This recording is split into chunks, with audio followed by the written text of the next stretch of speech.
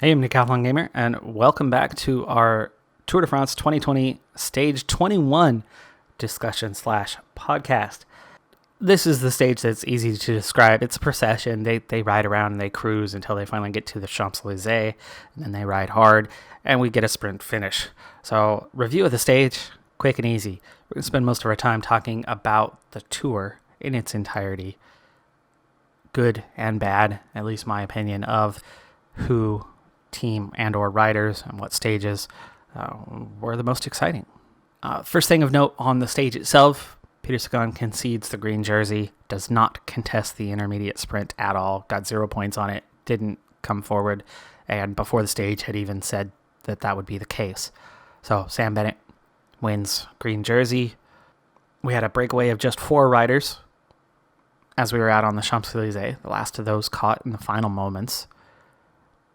And as they approached that sprint, as they were coming through the tunnel and getting into that final couple kilometers anyway, I thought for sure Sam Bennett was way too high up. He was third wheel with about 1.9K to go. I thought that would backfire. I really thought that would backfire.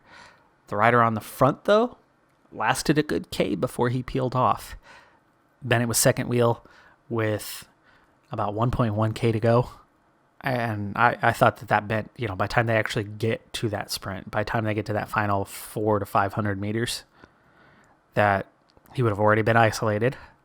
He would have been forced to go too early, and he would fade and get overtaken. He didn't. Bennett held on and won the stage. That was kind of surprising to me.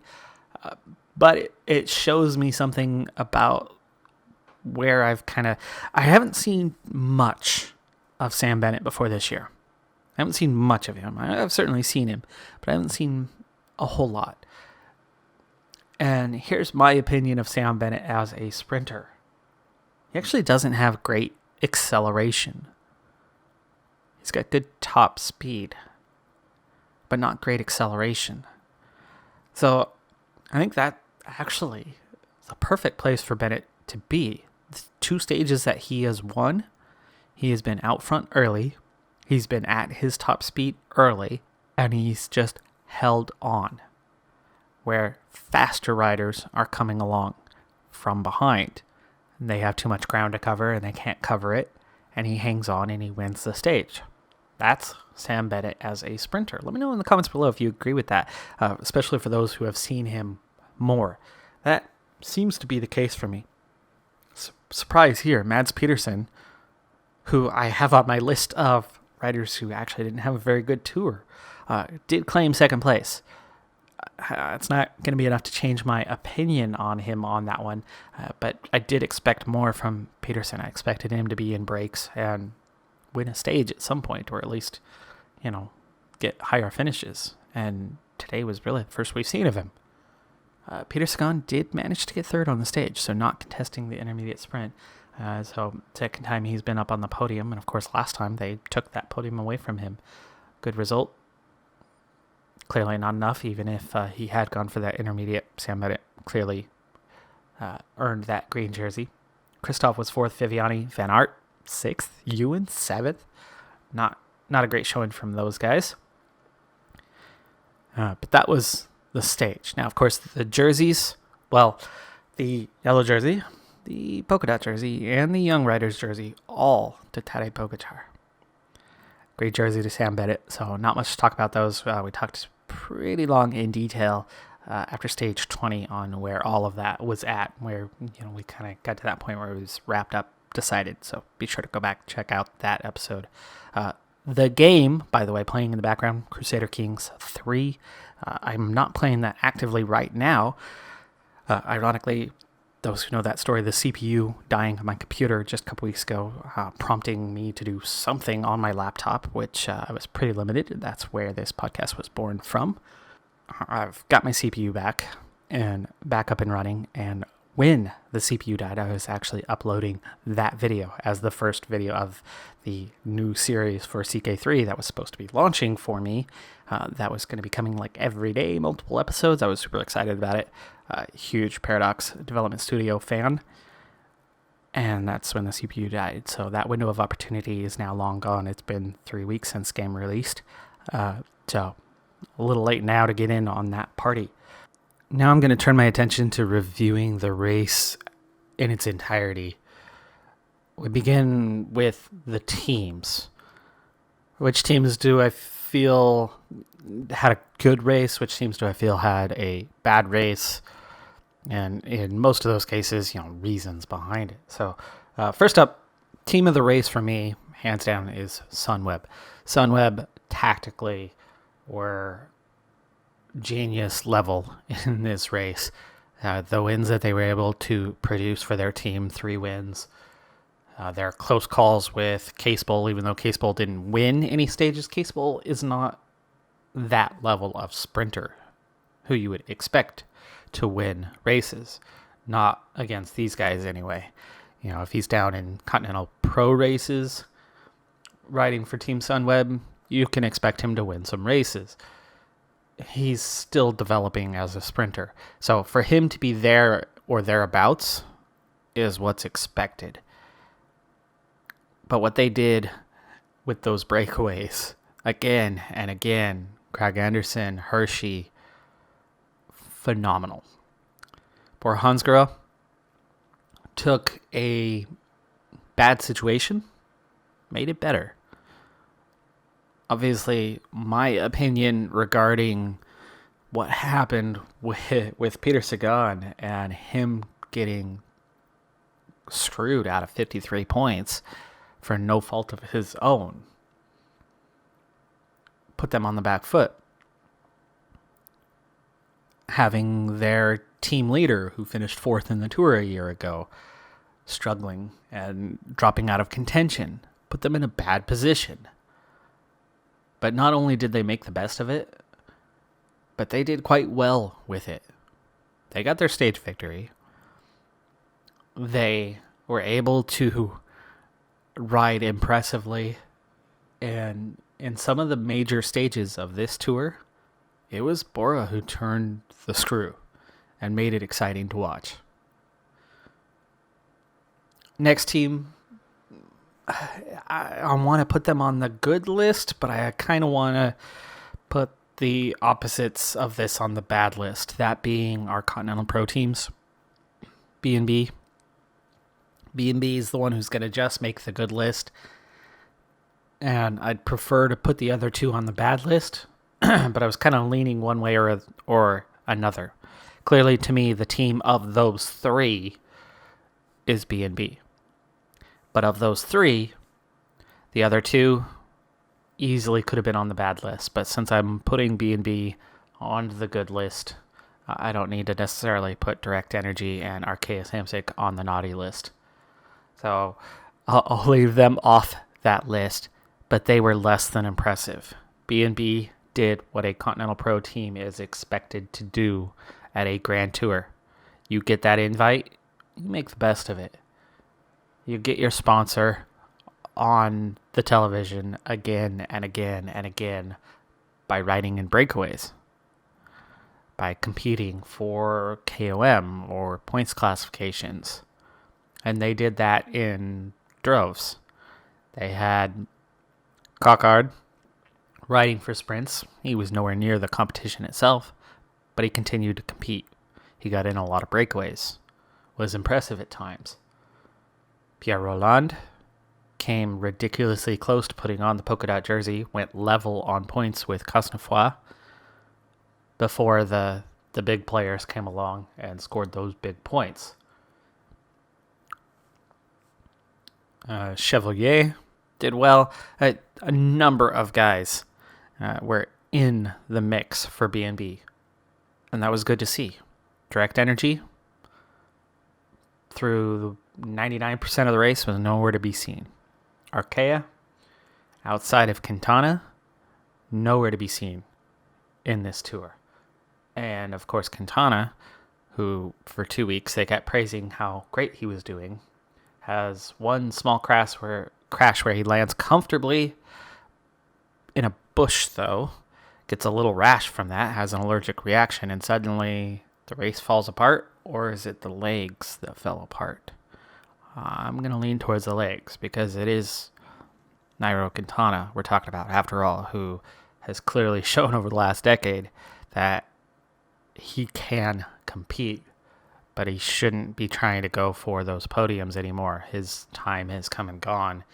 And if he was just competing to get into the top 10 and not pushing for anything else, if he would at times sit up and let the group go and lose a little bit of time, but ride at his pace and keep tempo,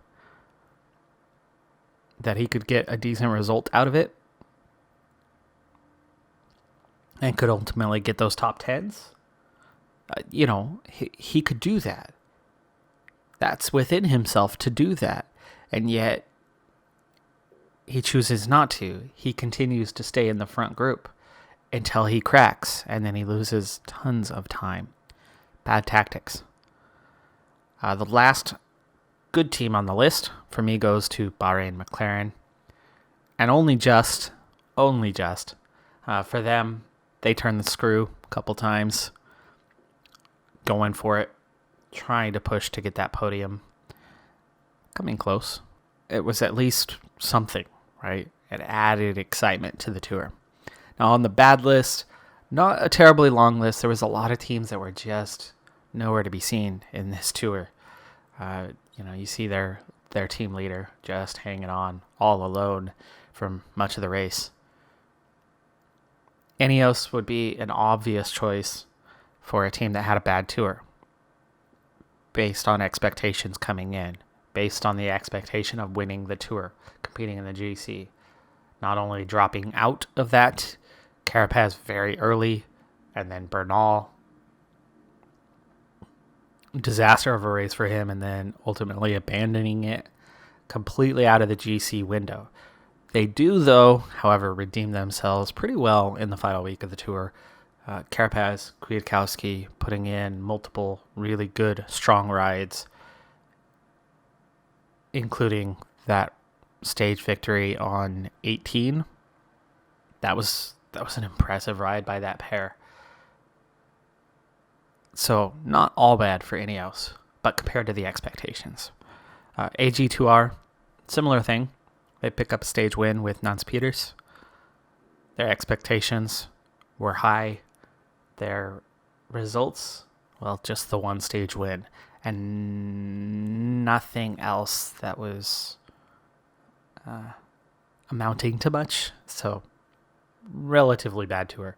But the two teams that really struggled and were nowhere to be seen, and any time that they did try to step up, they never got close, Israel Startup Nation and CCC. Those two really dropped the ball in this tour. CCC hasn't won in quite some time, haven't won a stage in quite some time. And their entire team that they brought were all breakaway specialists intent on winning a stage. Breakaways won multiple stages here, and yet they never truly got into that mix at all. On to the review of the riders. First, those who had a good race. Van Aert, for me, hands down, rider of the tour.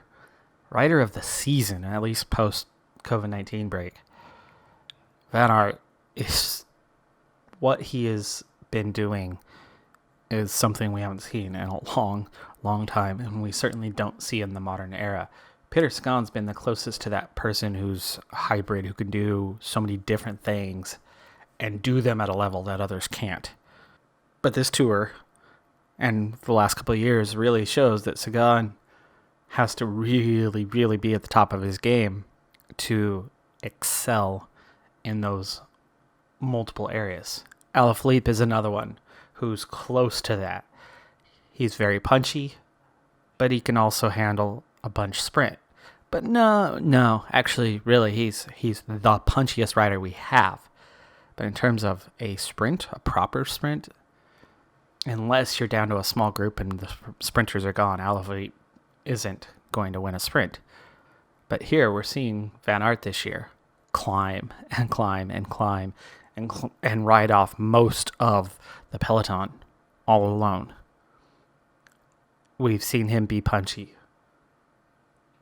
We've seen his handling on difficult terrain whether it's downhill, whether it's cobble, obviously considering his background. But then we're seeing him win sprints, and not just those hybrid sprints where the sprinters got left behind, and now it's the Sagans and Alaphilippe's left in the bunch.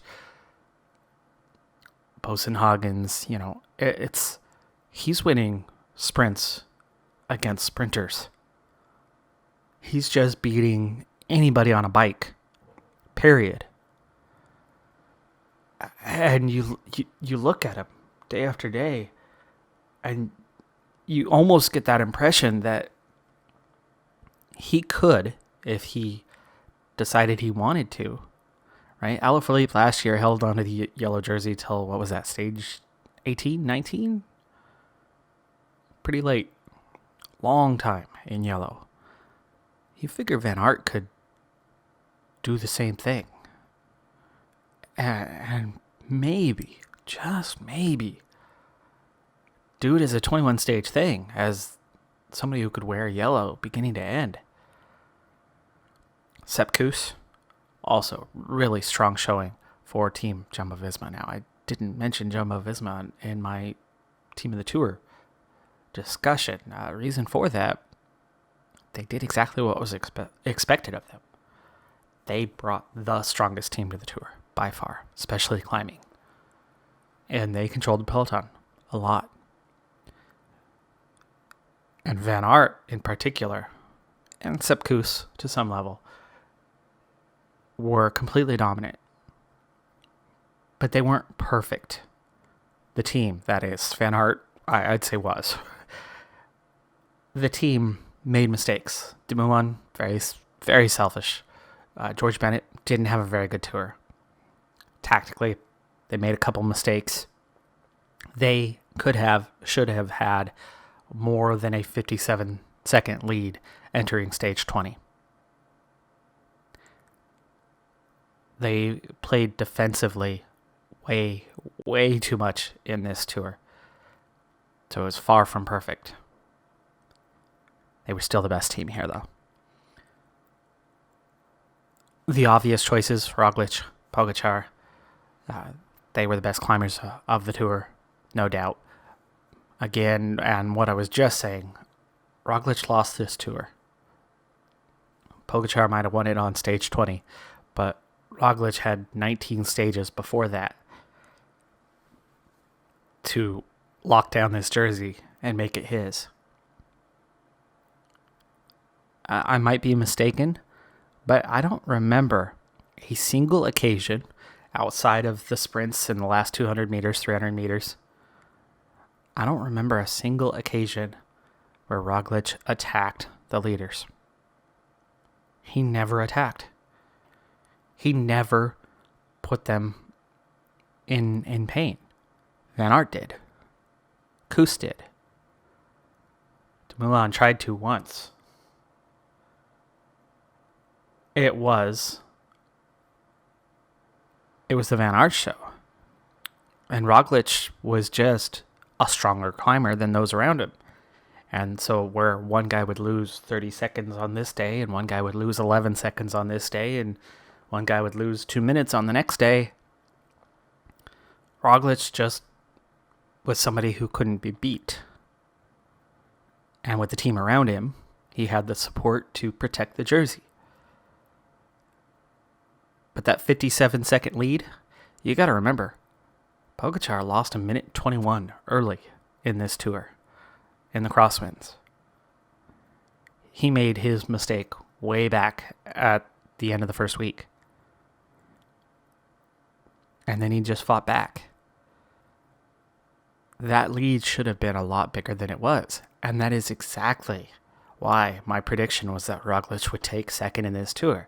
Now, I thought Pogačar would be third, and I thought it was Bernal who was going to claim that win.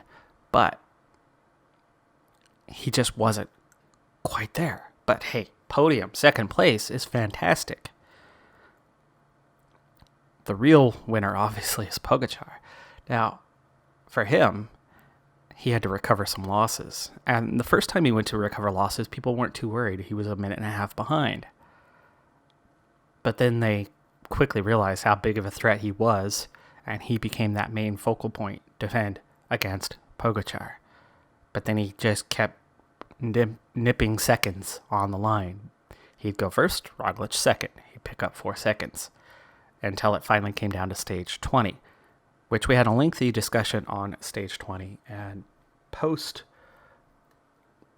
stage 20 video from yesterday, had some comments back and forth, and discovered a new thing about how Pogačar was able to do what he did on stage 20. He didn't just recon the stage. He rode it 10, 12 times. He reconned the hell out of that stage and knew every inch of it. He was more prepared than anybody else. And luckily had stage 19 to recover, because stage 19 ended up the easiest day of the tour, or at least second easiest day of the entire tour. So he was able to rest and recover from a stage 17-18 where he definitely did look a little tired. However, Roglic looked tired too at that point. Everybody looked pretty tired at that point. Sunweb's Hershey, Krag Andersen, definitely on that list of riders of the tour. Phenomenal rides by them. Hershey twice, though he only got one of those as victories. And Krag Andersen with those in the break, everybody kind of jockeying and messing around with each other, and then just hit him at the exact right moment and opening it up for 2 stage wins. Leonard Kamna similarly putting in great work for Bora Hansgrohe and getting his win. Sam Bennett winning the green jersey and winning today at the Champs Elysess. And then the other 2, kind of the more unsung guys who had really good tours. Kenny Alessandri, really surprised to see him still there late in the climbs. And Damiano Caruso. Caruso has always been a good climber, good support guy, but him cracking the top 10 was pretty awesome.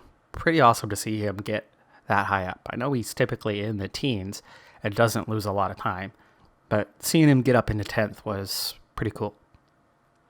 Riders who had a bad tour, Alaphilippe, I know he won stage 2, so it wasn't all bad. But after what he did last year, and after what he's done over the last few years, arguably best in the world over the last few years, especially with Sagan struggling of late, I expected a lot more. He went into a lot of breakaways and cracked early. He'd hit a group and drop no one. And then he'd hit a group again and drop no one. Hit a group a third time and then fall out the back himself. GC guys, obvious, a lot of candidates for that one. Pinot, Bardet, Bernal, Bookman, bad tours for all of them. Cracking early, often losing tons of time. Pinot especially, that poor guy being the hope of all of France when he's not looking like somebody who's ever going to win a tour. I've long said that Pinot typically, first week of the tour, he'll lose time. All that pressure, all that weight on his shoulders, and he loses time early and gets out of contention. But it's always moderate amounts of time. And so then second week, he hangs in there, gets stronger, and then one day he gets in the break and goes and wins a stage. And the time he gains on that stage, that 2 minutes he pulled back, or that minute and a half he pulled back, suddenly he's back inside the top 10. And looking strong in the final week, he climbs into the top 5, or maybe even third place. And looks good, right? Competing against the leaders. And everybody remembers that. And they remember, oh yeah, he was 4th last year. And he won 2 stages. And we're like, he's going to win the tour next year. And then the tour comes around and they're like, he's going to win the tour this year. And then the first week, he loses a couple minutes. His problem this year, lost too much time. That week 1 stage where he cracked, he lost 3 or 4 minutes. And that was it. There was no coming back from that. And Bernal, obviously, still suffering from the back problems, and that was disappointing to see. But Ineos, clearly were supposed to be the main contenders for Jumbo-Visma. And I picked him to win. I thought he was going to be okay from the back injury. I knew it was going to be a hard first week, and it was, and he struggled, but he made it through. I figured week 2 he would start to show his strength and be right there, maybe a minute 20 down. And he had been, but he never recovered. And then it fell apart, right? And over a couple days, he lost a ton of time and then abandoned. So he was right there. He was right at that point, but the recovery didn't happen. If the recovery had happened, he absolutely would have been competing with that podium, and it would have been that 3-man hunt. But the recovery didn't happen, and he cracked. Tom Dumoulin, obvious candidate for me. He's supposed to be a podium candidate, or at least top 5. He did mostly ride for himself. He didn't do a lot of work for the team. Only one stage did he spend more than a few hundred meters on the front. He rode 5-6K on the front, and when he took over from Van Aert, there was 12 riders in the group. When he peeled off, less than a K from the finish, there were still 12 riders in the group. He didn't drop anyone. And then he didn't crack and go to a standstill. He comfortably rode to the finish like somebody who'd been saving their energy because they cared more about their time than they did about their leaders. That could have been a decisive stage. That could have been a time for Roglic to get time over the likes of Pogačar and others and open those gaps. That never happened. That left him vulnerable to what happened on stage 20. George Bennett also, he's got an excuse though, coming off an injury, but he definitely didn't put in a great tour. Next group of guys, all for similar reasons: Van Avermaet, De Gent, the breakaway specialists, the Berdours. 0 stage wins for any of them. And yet, the breakaway claimed quite a few stage victories in this tour, but not those guys. Craig Anderson, maybe you can count him in that group. So at least there was one. But really disappointing from a group of guys who we see on the front, stage after stage after stage, and really going for it. And none of them really put their foot down and made a mark in this tour at all. And we didn't see them out front very much. They really didn't make the break very often. I mean, Thomas De Gent, right? That engine at the start of a stage when it's his day to be in the break, he just turns that screw and rides and rides and rides and opens a gap. We didn't really see that this year. So really disappointing from those guys that they couldn't do more. And then the last group, sprinters who were no-shows: Viviani, Colbrelli, Hofstetter, Bonifacio. Guys who certainly could have had results, could have had podiums, if not wins, and that just didn't happen. Okay, last discussion are the stages. The stages that stood out as the top stages of the tour. First off, stage 7. That was a monster stage. Bora turning the screw, other teams getting in on the action, and those crosswinds opening gaps, and then closing, and then opening gaps again. What should have been a really easy stage ended up being a very hard stage, and we saw big gaps. 40 riders left at the front, number of contenders losing quite a bit of time. That was the day that Pogačar lost a minute 21. To add to the excitement, it was Van Aert who claimed the stage. It was Edvald Boasson and Cockard getting second and third. So good showings for them. Stage 9, that was a stage where Hershey went solo for a long, long time and it looked like he had it. And then the chase group caught him 2.5K from the end. He ended up joining them in the sprint, but couldn't win it. But it was a great, great effort by Mark Hershey. Really put his name on the map from that one. And it was Pogačar who got a lot of time back and moved back into the top 10 on that one. Pogačar claiming the win. Roglic second. Hershey held on for third. Bernal and Landa fourth and fifth. Stage 18, for me, really stands out personally because one of my absolute favorite riders is Mikel Kwiatkowski. And he, who has put in so much work, like Van Aert. He's been the Van Aert of this season. Van Aert, what he did, that's been Kwiatkowski for the last 5 years. He's been that bury yourself for the team for kilometer after kilometer and destroy the peloton guy for your leader, who then goes on to win the tour. Kwiatkowski, different role this year, different form within the team, and he gets that stage victory on 18 with a brilliant ride alongside teammate Richard Carapaz, who then elevated himself into that KOM from that. It was phenomenal. It was really exciting to watch. It was disappointing that Carapaz couldn't hang on to the KOM on stage 20, which then takes me to that next stage, stage 20. What a ride by Tadej Pogačar. Roglic didn't have a bad time trial. He was 5th on the stage, but Pogačar, that preparation apparently worked wonders.